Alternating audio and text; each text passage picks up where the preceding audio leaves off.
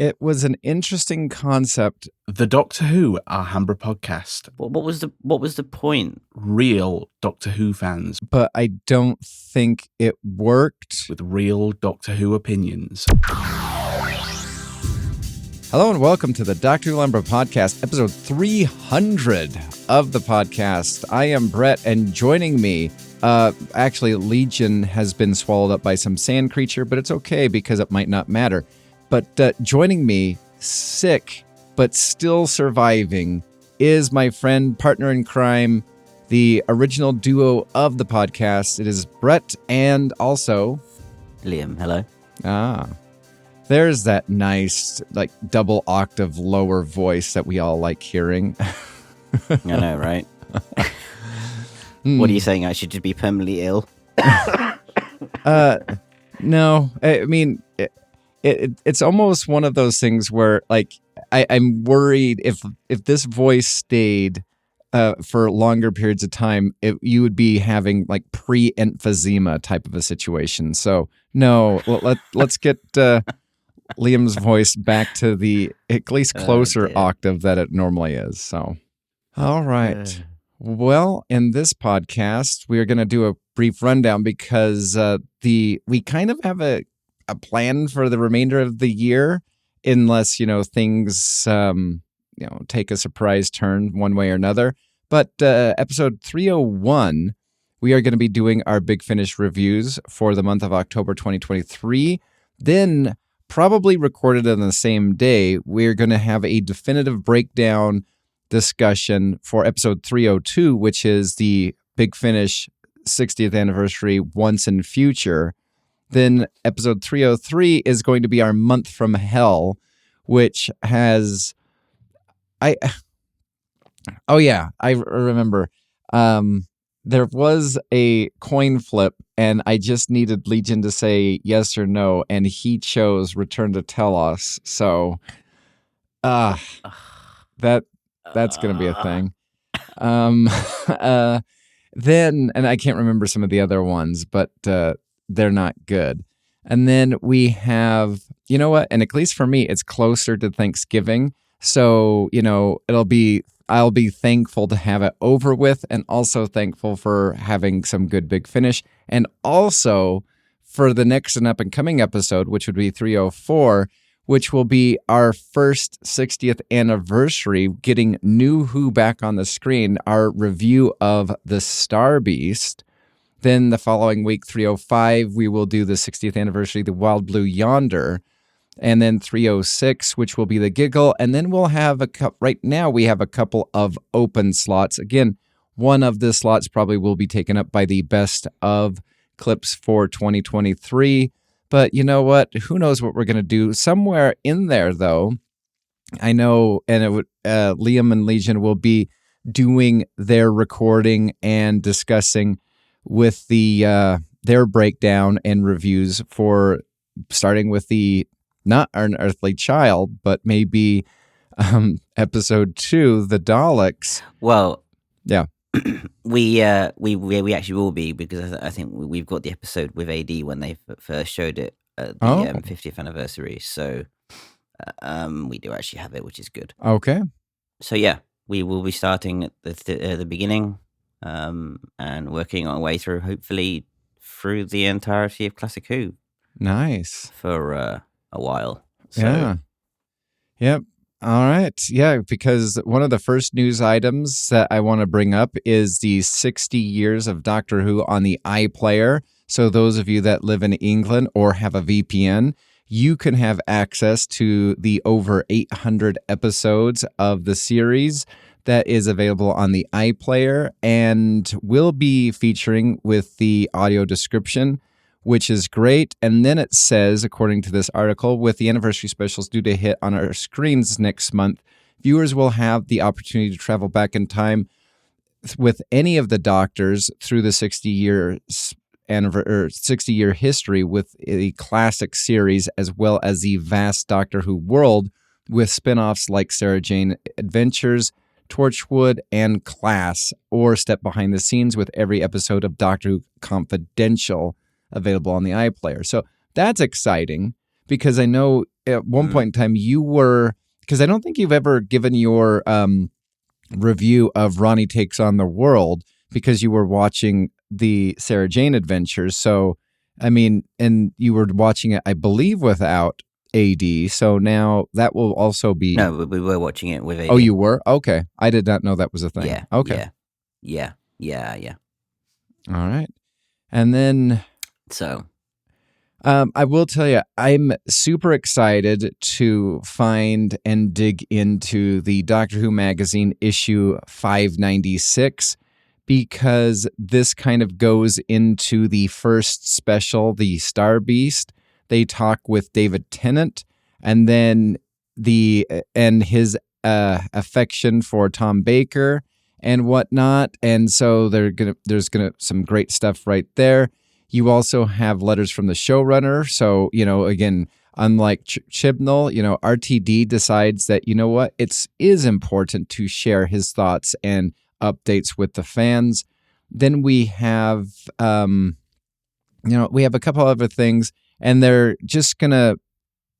celebrating the show, and they're able to do it because the showrunner actually wants to give information. The showrunner wants to promote the show and actually cares about the show. That's the difference, which is nice to see after so long of just I don't know, it just being left outside in the cold. Really, exactly. Left outside in the cold and being told that you like it cold too. Like that's the difference. Where RTD's like, come in, sit down. Enjoy yourself. Hey, open up a book. Hey, this is one of my favorite ones. You're going to like this one. Whereas Chibnall was just like, nope, you like the cold because I told you like the cold. And yeah. And then for the Wednesday, November 1st, the BBC is going to be airing Talking Who. This is David Tennant hosting a documentary on BBC4 to mark the 60th anniversary of Doctor Who. The program will show next Wednesday. David Tennant's time travels back through the BBC archives to tell the story of the Doctor's classic era, with selections of rarely seen interviews and clips covering from William Hartnell's first incarnation right through the 7th Doctor, Sylvester McCoy. That is exciting. I certainly hope that some nice English gentleman will be able to go on and possibly use audio hijack or some random thing and rip that audio so that some random gentleman who does not live in the UK could enjoy that too. I can do one better and send you video. Oh, yes, please. Excellent. I mean, thank you, some random gentleman. And then we have the return of Doctor Who on the 25th of November. This will have David Tennant as the 14th Doctor, Catherine Tate reprising her role as Donna Noble, as the popular duo will make their spectacular return to mark this show's 60th anniversary. This show will have Yasmin Finney as Rose Noble. We will have Miriam Marigolds as the voice of Meep. Margulies. Okay. Easy for you to say. Yeah. Jacqueline King as Sylvia Noble. We have Carl Collins as Sean Temple. Ruth, Mandalay? Anyway. As Shirley Ann Bingham. Gemma Redgrave as Kate Stewart. I thought that was Ruth Mandley. She played what's her face? I don't know. Hebe in Big Finish. Oh, really? That's the actor that plays Hebe? I think so. Interesting. It's either Hebe or it was either Hebe or her friend in the wheelchair. The one that was married to Ron. Oh, nope. You are right. It is Hebe.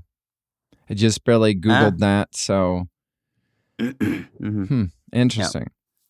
Then we have Gemma Redgrave as Kate Stewart and Neil Patrick Harris as the toy maker set to cause all sorts of mayhem, all before Ncuti Gatwa gets the keys to the TARDIS over the festive season. Viewers outside the UK will be able to access the episodes on Disney Plus, except I think if you live in, what is it? There's a continent. I got an article somewhere. I can't find it, but some article is saying that Disney Plus is not showing or streaming these to some either not continent but country or something like that. I don't know what it was, but I saw on one of the Facebook groups that I'm on, and a couple people were not happy with it whatsoever. Wait, is it the Russian Federation?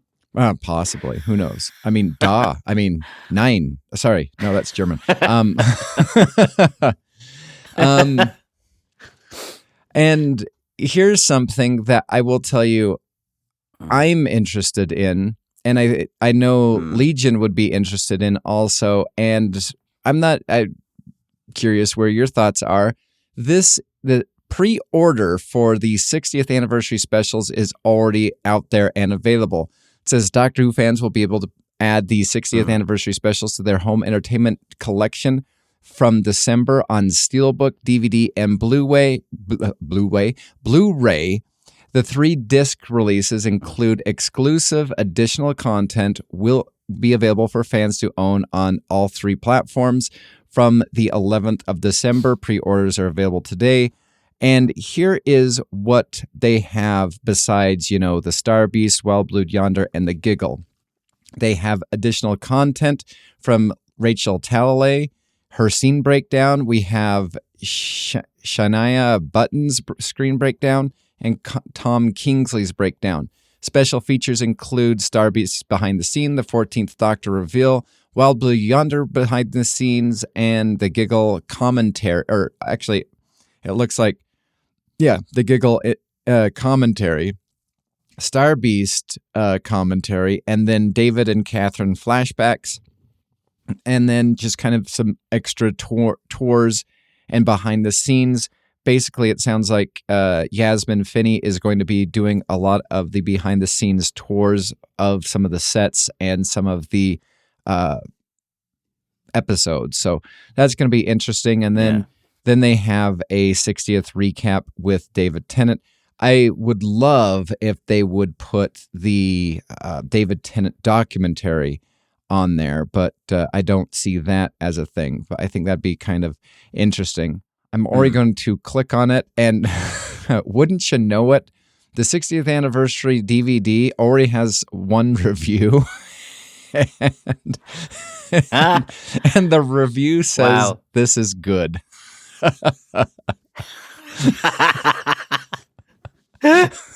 Brilliant. Man, that's so funny.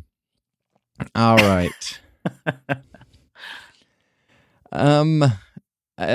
For Big Finish, I kind of wanted to get into a couple of things. And there's one thing that I know you kind of don't have an opinion on, but you do at the same time.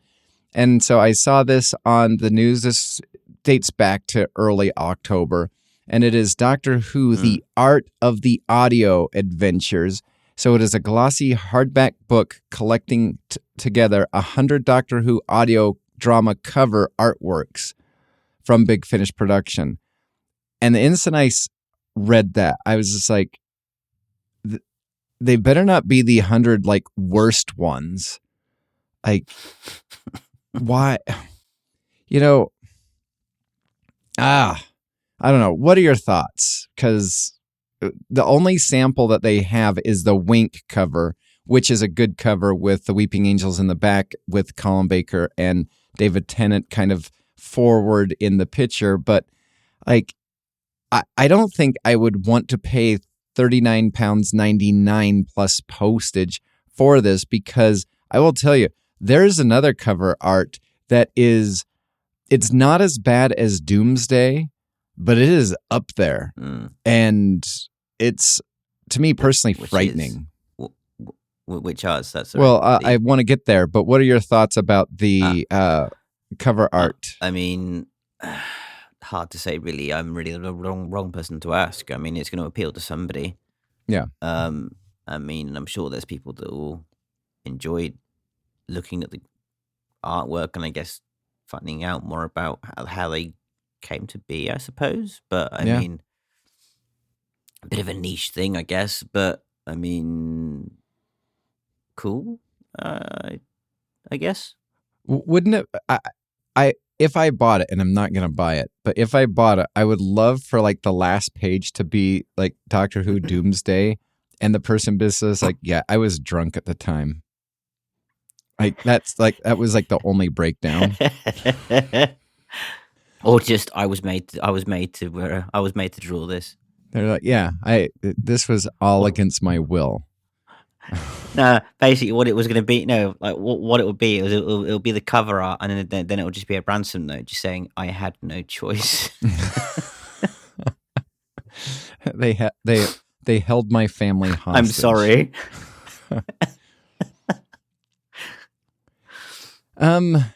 So I'm curious what your thoughts are about this, because I'm kind of somewhat disappointed. And it has nothing to do with actually the Big Finish release. It has to do with the title to the article on Big Finish. It's publicizing the Eighth Doctor, the December release box set in the bleak midwinter. And I have no problem. I have not listened to the trailer for it, but what kind of irks me is the title to this tease of this release. And it is Christmas wouldn't be Christmas without the Eighth Doctor. Now, I know that what it's calling back to, but I feel as though if you're going to be using that as a tease, I think you should possibly tease the entity, essence, or whatever returning from Chimes at Midnight. I mean, I don't know. Is it the house? I mean, yeah, something. Yeah. I mean, I don't know. Maybe it's just me. Maybe I'm just being a old curmudgeon, but I feel as though if you're going to have that as your tease title, like for me personally, I'm not saying that, you have to bring back the house. I'm not saying that, we have to have a sequel, but you know what? You could have some sort of, I don't know, wave of intelligence remaining from the house. I don't know. I don't know what you would do, but I don't know. Just, I'm semi-disappointed. I mean, I was a bit surprised when I read it, and I'm like, yeah, I know what they're alluding to, but why say it? What are you trying to now? Are you trying to now sell that the Eighth Doctor is like definitive because the Christmas stuff was considered a classic, and you want to make sure that the Eighth Doctor has more Christmas stories, and he does seem to have more Christmas themed stories than any other Doctor, I must admit. Yeah. I mean, because you've got that one, you've got the whole well, you have the one that kind of ties to the earthly child, the Relative Dimensions. Yeah, Relative Dimensions. Yeah. You have that one, and then I think you have the Krampus one. Yeah, you have the Krampus one, and then if memory serves me right, I want to say the one with the Mary Shelley and the 10th Planet Cyberman. I want to say that is kind of set around Christmas time. I'm not 100% sure, but I think it is. I think so. And then you have obviously, what is it? Was it Alfie's Angels? In, yeah. Mm-hmm. Is it Connections? Mm-hmm. Yeah. Yep. So I can kind of see why they're doing it, but at the same time, yeah, like you've got to be a bit more kind of specific than just, it's the Eighth Doctor, so Christmas. Mm-hmm. Yeah. So one thing that I did read, and I generally, and I've said this on numerous occasions, I'm not out for reading teasers or synopsises. I feel as though the heart of the story or the line should be selling it. Like, I was always in on the main range because the line, I knew what to expect. And as we've kind of discussed with, box sets, we know, at least in a 4-part box set, one of them would be a, bummer. And then in a 3-part story box set, we've found numerous occasions that one of them were a bummer. And so I've really kind of pulled back my pre-order ness and just kind of a little bit more pessimistic than optimistic when it comes to the box set releases. However, as I was scanning the news on Big Finish, on the 20th of October, we have the return of Vicky, as played by Maureen O'Brien, in the First Doctor Adventures, which is going to be released, I believe, when is it going to be released? I think in January of 2024. So this is, you can pre-order this with that bundle, I believe, with the first and second Doctor. You can. And here's the interesting thing, because I do remember listening and reviewing and pretty much enjoying the Itcherton incident. And for the life of me, this is supposed to take place at the very end of that, where the Doctor suddenly disappears. And now he finds himself traveling with an older version of Vicky, which is very interesting. But for the life of me, I can't remember that at all. Like, I don't remember him disappearing, but doesn't mean it didn't happen. Oh, yeah, he does at the end. They kind of fade out, or he fades out. But I will tell you. But is that definitely a thing? Like, I kind of assumed when I read that, I was like, oh, I just kind of assumed that it was just basically going to be the start of like a new series companion. Well, yeah, in the sense of it's basically just like it's the First Doctor, but not linked to the current ongoing stuff with Dodo. Well, yeah, and then I was also thinking that it could have been something with because the last time something like that happened was with Dodo and Steven with the Celestial Toymaker. So Toymaker, yeah, exactly, yeah. That's what I was thinking. But here's the thing. I mean, don't get me wrong. I like it'll be nice to see Vicky again, and it'll be nice to see Vicky with Stephen Noonan. So I'd be interested to see what her thoughts are on, him playing Bill. But are you getting a little bit tired of, oh, well, let's just go back to companions when they're older thing? No, I'm glad that you said that, because I was dreading being the one that brought that up, because I'm like, do I kind of take a negative spin on this? I mean, you are right. The first time it happened was obviously with Tegan, and I think, and if memory serves me right, the only reason why we kind of got that storyline is Janet Fielding wasn't going to do anything else, and so we kind of needed to cap end her story. Tell her story. But now we're doing this a little bit more often. We got Joe Jones, the older version of that, and I'm just. Yeah, I don't know. I think it's fine. I mean, the interesting thing that's going to be is if this was legitimately Vicky or if it's not. So I'm going to be kind of curious to see what this is and where we're going with this. But here's the interesting thing. Yeah. So remember how in previous podcasts, we've kind of, gotten on Big Finish for lack of information and whatnot. And then of our recent podcasts, we discussed how the 8th Doctor Time War box set got pushed back all the way to the end of 2024. And then they brought up something else from the 8th Doctor Adventures up front to take its place, which either means it wasn't recorded, but it was set to do that, or I don't know, maybe there's something with the new series that they need to redo or something like that. This box set featuring Maureen O'Brien as Vicky is posted as being recorded on the 10th through the 8th of August 2023. So generally when Big Finish posts certain things up for pre-order, for the most part, either the scripts are done or it's been recorded.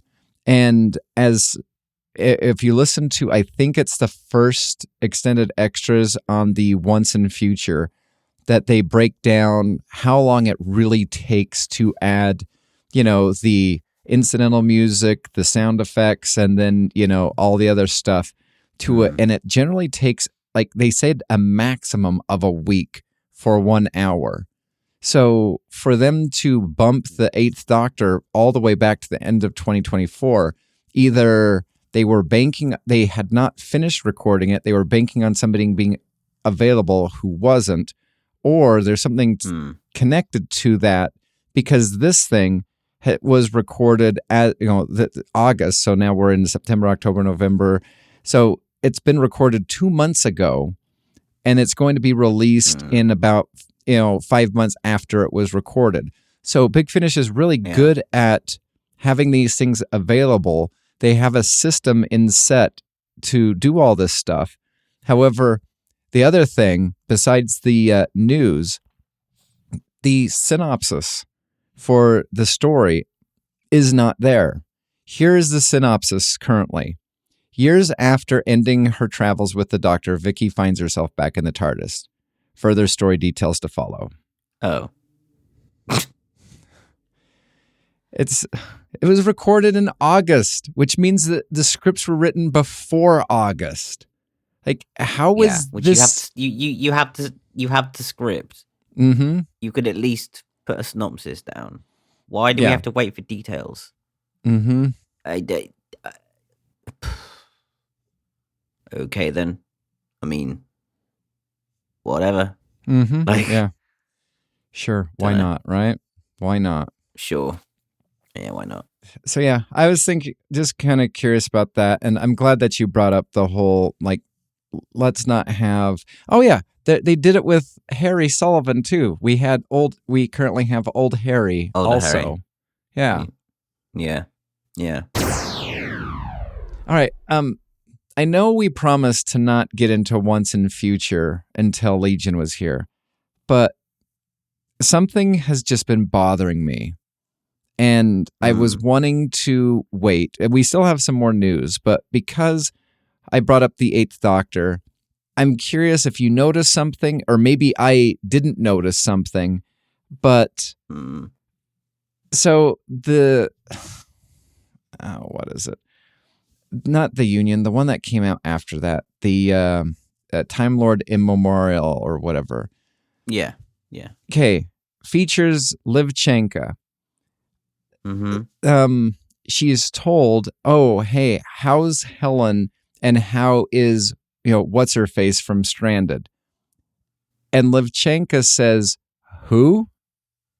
Not to she doesn't say, "Oh, Helen's fine, but who else are you talking about?" It's who. To me, that read as she knew neither of these people. Exactly. And then in the next breath, she's like, "Helen, Doctor." Okay, good. Okay. Oh, thank you. Thank you. Usually, I like Lisa McMullen's scripts. She's she's generally a good writer, but they have not been these two Once and Future plot hole. Plot hole. Well, because she also did the 5th Doctor and Jenny one too. So, oh my word. Oh, I'm so glad that you also noticed that, because I was. That really bothered me about that story. Mm-hmm. All right. So I will tell you, going back to the whole Vicky thing, because Vicky's returning, I have pre-ordered the 1st Doctor and 2nd Doctor bundle, because I was going to wait it out, and that kind of excited me. Now, something that doesn't excite me, and maybe I need to go back and revisit the Sarah Jane Adventures, but something that doesn't excite me, and also to go back to the Big Finish, book of covers. We have Rani Takes on the World, The Revenge of Wormwood. And the cover art is horrendous. Really? That's a shame. I mean, granted, all these actors are no longer the ages in which they are, they're much older. Mm-hmm. So they've tried to de-age them. Well, what? Why? They don't need to de-age them. Well, because it's set. No, what? Hang on. Wait. So what you're telling me is this is a story set 15 years after Sarah Jane, right? Mm-hmm. After the Sarah Jane Adventures. So the actors, are yours and mine, my ages, 30s, right? Mm-hmm. They specifically state in the first Rani box set that they're both in their 30s. So, and here's the thing, and maybe I'm misreading, and this is why the cover art is atrocious, because all of the actors, like Clive, basically looks like he's about 5 years older than he was in the original Sarah Jane Adventures. And let's see, Angie Mahindra, she probably looks close to around her age. And you have Tommy Knight, who I was looking at the behind the scenes photos, and they basically took, I swear, a picture of him from the Sarah Jane Adventures and put it through a file, and then just kind of like spit out a picture, because they all of them look fake. All of them look cartoonish. Just use their pictures. Yeah. Just take actual like, you don't even need to de-age them, because they're the age of the actors that they're meant to be in the show now. Mm-hmm. So like they're the correct age. Just use their actual pictures. What's the problem? Just get a professional photographer in for a session, take pictures, whack it on the cover. No problem. I mean, so I know nothing to it. So basically, this is how they look to me, and I know it's a visual medium, but here's what they look like to me. So if we go back to the 2005, story Rose, you have Mickey who is walking along the streets. He goes over to that garbage can and he gets sucked in, and then a Mickey Auton gets spit out, and the Mickey Auton is very plasticky, very shiny, to not be confused with the human Mickey. That's what all three of them look like. They have a plastic fakeness to themselves. They don't look like real people. Weird. Because it's a shame, because I really enjoyed Rani Takes on the World. It was one of the again, it's been one of the better releases. So, I'd say definitely check it out. Like, if you've not seen Sarah Jane Adventures, or if you've not seen all of it, then just watch it and then just jump straight into Sarah, into that, because it really does do a good job of following on from the series. So, but just come on, guys, what are you doing?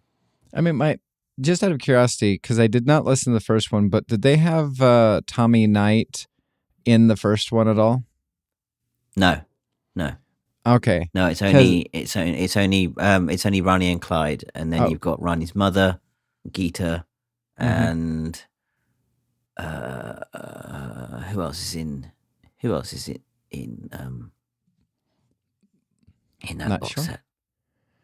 But the only reason why I ask is that's about it from the show. Tommy Knight has a quote saying it's so exciting to hear that more stories and adventures were coming out of Bannerman Road. It makes me so excited to get back into the booth, bring a little bit of Luke back out of me. It was a big part of my life growing up, and I don't think I'll ever really forget how amazing that whole experience was.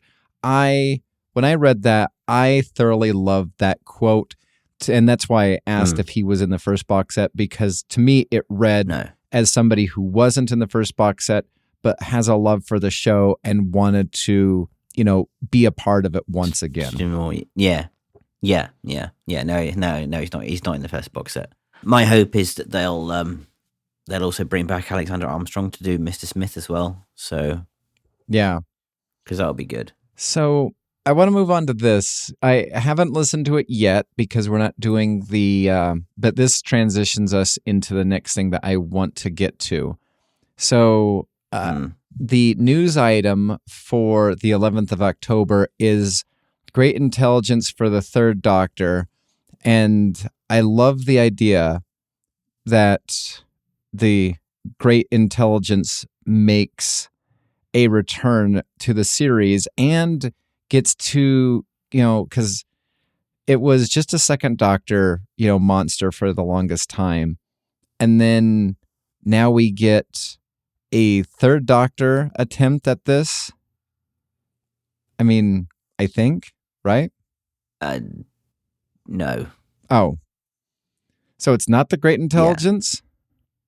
No. Oh. Yeah, I know. Stupid title. Great intelligence for the Third Doctor. I know. Whoever. I know. Let's see. Who do I hate now? Let's see. Who wrote this? I want to hate this person. Let's see. They didn't say. There's no byline for who wrote this. So whoever wrote the title, Great Intelligence for the Third Doctor, I now hate you. So, yeah. All right. So that concludes that. I will be listening to that story when I get some time, or before next weekend's when we record the best of for the month of October. But I was hoping that discussion was about the Great Intelligence because I have a list from Screen Rant entitled 10 Wasted Doctor Who Villains Who Needs to Return in Season 14 or later.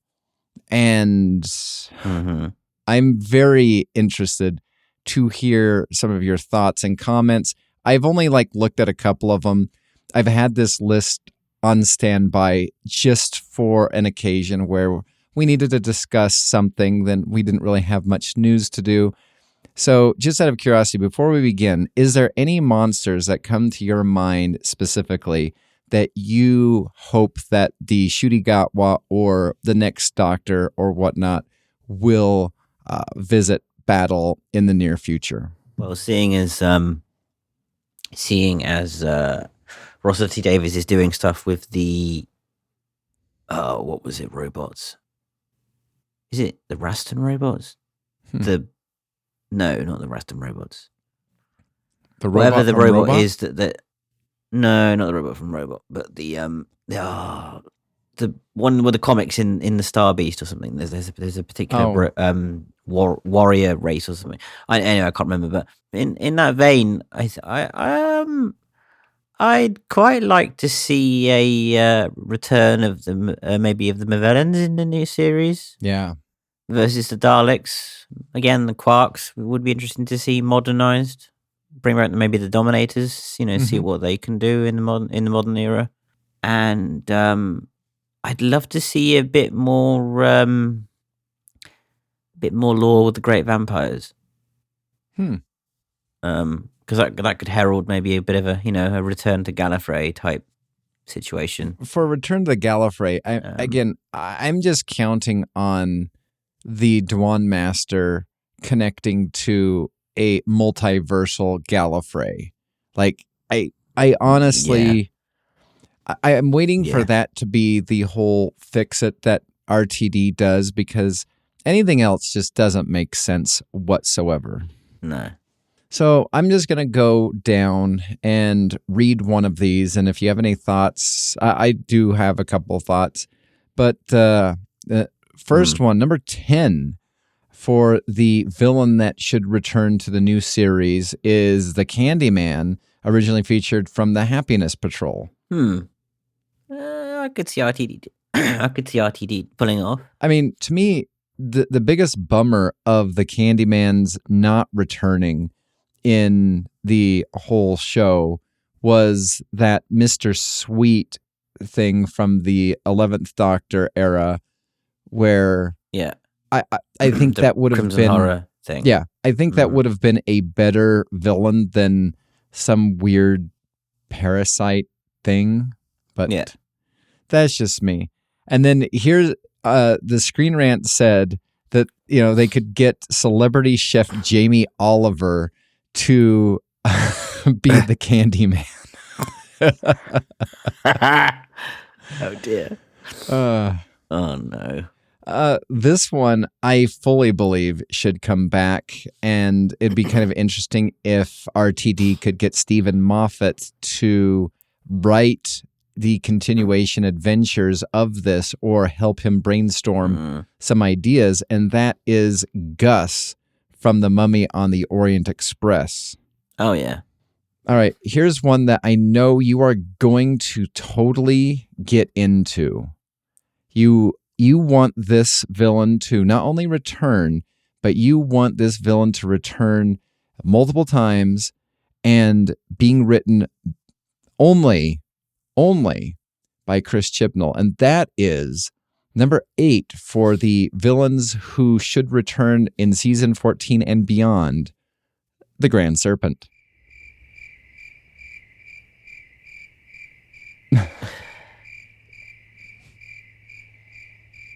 Really? Yep.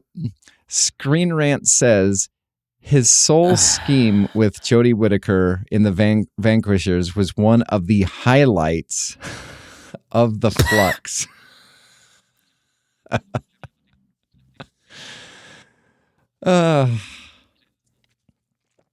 They say that modern Who has rarely had a villain as slimy as a self-serving as the Grand Serpent, and hopefully he'll find his way off the asteroid prison to menace Ncuti Gatwa's doctor in the future.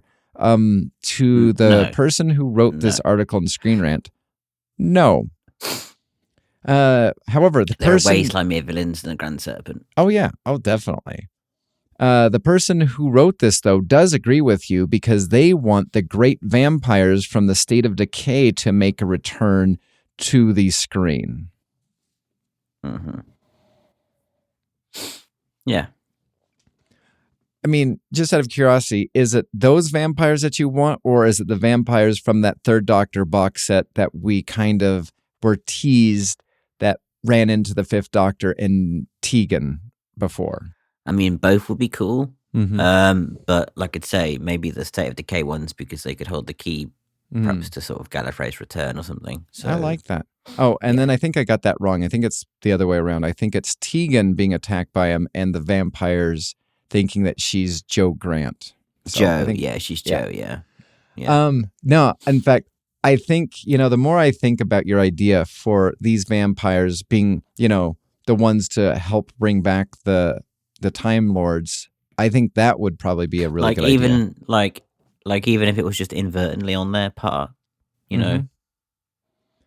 Well, and also the number 6 on this list also could play a part in bringing back the Time Lords to, the plane.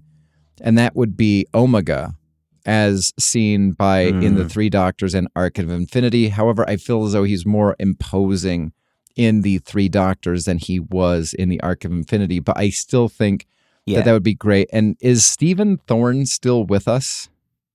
No, he died a few years ago. Oh, okay. Because I know he made an appearance in Big Finish a little while back. And so I thought that would be great to get him to reprise his role, if possible, as Omega. So no, he was about 90 odd. So, he died a while back.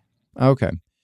So yeah, I think you have something with the vampires, and I think Omega could play a part in, if they didn't want to do the cheap way out, which is my way out of the whole thing, which is basically, yeah, the Master killed an alternate universe Gallifrey. Yours is fine, Doctor. It's fine.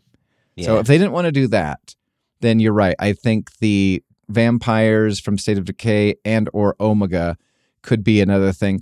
Here's one that I know you are all for, that there'd be no hesitation. And again, you would thoroughly want Chris Chibnall to be writing the script for this one. And that is the return of according to this, the concept of the Doctor Who villains that know more about the Doctor than the Doctor knows about them is a genius strategy for the show and the Time Traveler, because enemies like the one seen on Doctor Who Flux, the best villains, was Swarm and Azure.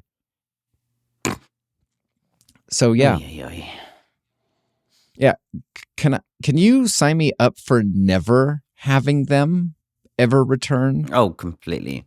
Because I mean, we all love that. We all love that cliffhanger to or the reprieve to episode 6, where she just steps away.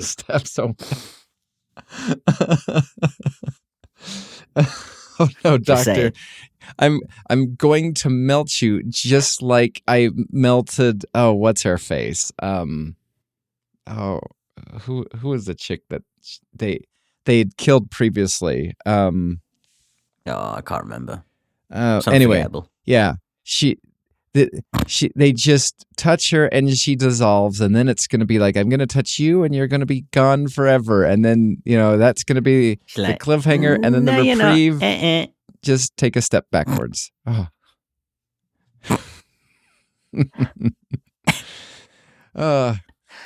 I mean, the funny thing about that is, for years, the joke about how to get away from the Daleks was just go upstairs. And now for Swarm and Azure is just take a step back. Sidestep. Exit stage left. Uh-huh. Oh God. I will tell you, this upcoming one though, I think this one also has a potential staying power and the ability to help bring back the Time Lords to the modern Doctor Who as seen on TV, and that is the Black Guardian. I mean, I don't think I'd want a Key to Time series, but I think bringing the Black Guardian would be interesting. Or the Eternals. Number 3 is returning Syl, which I'm all talking about, like the most slimy villain of Doctor Syl Who. is way slimier than the Grand. Oh my God! Can you imagine a showdown between Syl and the Grand Serpent? Syl would probably eat it. Yep, I totally agree.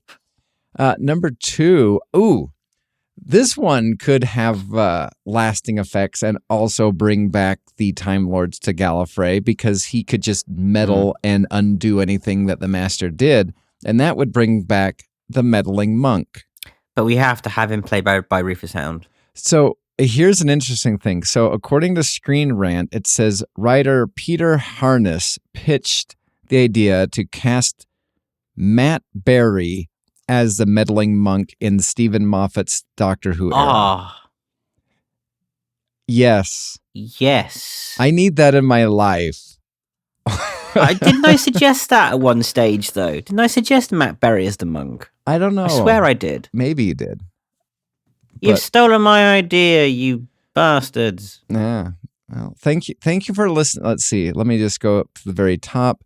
Thank you for listening to the podcast, Mark Donaldson. I appreciate your download and subscription. So, and the last one that they have for a returning villain, and I don't know, I will tell you, I'm not interested in this villain coming back. Maybe you are. It was an okay story. They made it a return to Big Finish, but I still kind of didn't really appreciate it. And that is Fenric from The Curse of Fenric. Nah. All right. So with that, maybe since you are, as feeling as great as you currently do, we will just end. Oh my gosh. Mm-hmm. Never mind. Okay. What's Just that? one more thing. Okay. So as I was just scrolling down, the next article in Screen Rant that was published 10 days ago, not 10 days ago, 3 days ago, this is entitled 10 Things Doctor Who Fans Can Never Agree Upon. And I saw the first one. I'm like, yeah, whatever.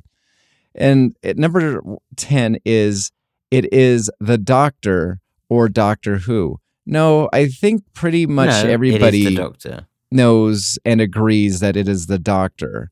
Like, that is just the most moronic thing ever. Yeah. So anybody that wants to call him Doctor Who is either I know. It's Votan. Sorry. So yeah. Number 9 is what is and isn't canon, which that is where it's fun. That is where I enjoy the discussion and the debate. And, and they talk about the comics, novels, Big Finish, audio dramas, and other theories that fans love to discuss and consider as being part of the Doctor Who canon. Again, I think that makes the fandom very fun. Number 8 on this list is what are the regeneration rules, which everybody agreed what the regeneration rules were until the Chibnall era. And then this is when I paused and realized we needed to discuss this, because number 7 on what Doctor Who fans agree on and disagree on, or no, not disagree on, it's just 10 things Doctor Who fans can never agree upon. Okay, I will tell you, I think actual fans who know the show agree upon it. I think people who are Johnny come lately, not to be confused with Johnny, one of our friends from the podcast, but the Johnny come lately crew maybe think that this is genius. But number 7 is the Timeless Child arc genius or garbage? No, there's only one correct answer to that. And it is garbage. Like, it's not a good idea. And the person who wrote it says that it's a bold move, continuing on with what Andrew Cartmel, Sylvester McCoy's script editor, had started building up. And it's just like, I don't think so. I think you're seeing things. They didn't even touch upon that. Like, if they did, they were going to mention Merlin, which they didn't even do. So no, they've not even mentioned anything about it. No. Now, the whole other thing, no. So not at all. And then I'm just going to look at one more, and then we'll just end it. And this is romance in the TARDIS problematic? And you know what? I'm fine with, what is it? Amy and Rory, getting it on in the TARDIS. I don't want the Doctor to. No. I want them to be asexual. Yeah. Just, you know what? You're on fun adventures or whatever, and you know what? If you want to have a kid, go look up the race that gave you your daughter, Jenny, and just have a kid that way. Yep. So, yeah.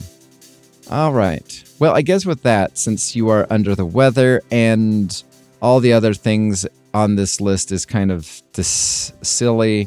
I mean, one of them is, what is the actual order of the Master's incarnations? I think that's so obvious. I mean, the only one that you could see possibly is the Sacha Dhawan Master coming after the Sims Master, but before Missy. Like, that's the only one that possibly could be debated. Yeah. All right. Well, I guess with that, we will stay tuned for up-and-coming podcasts. Listen to the back catalog. Email us at alhambraaudio@gmail.com. And I hope next week you will be feeling a whole lot better and you'll be an octave or two higher compared to where you currently are. So feeling better, my friend. See. And cheers. All right. I'll see you later. All right, will do. You have been listening to the Doctor Who Alhambra Podcast. Doctor Who is owned and trademarked by the BBC. Doctor Who Alhambra is not affiliated with the BBC or Big Finish. No infringement is intended.